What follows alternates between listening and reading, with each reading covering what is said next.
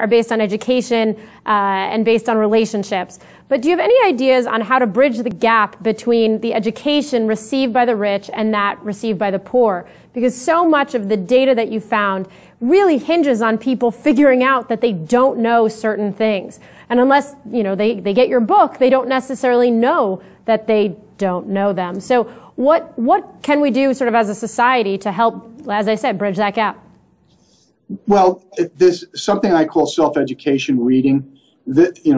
All you have to do is, even if you don't know a lot about history, just read anything about Abraham Lincoln or Andrew Carnegie, the first so-called multimillionaire in the U.S., the richest man in the U.S.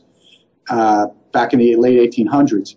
These were people who didn't even have a high school education. Their education stopped in like the third or fourth grade.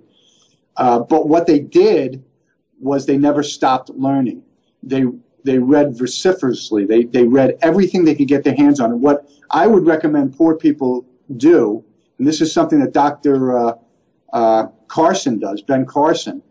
This is something that helped drag him out of the ghetto in Detroit. He started reading books about other successful people. And what he found out, which was interesting to him, was that a lot of these successful people started out poor. Most of the self-made millionaires come from either poor backgrounds or lower middle class backgrounds, at least according to my research.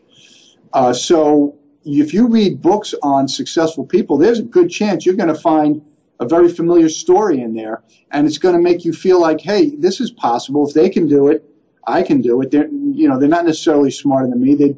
In fact, I had a better education than they did.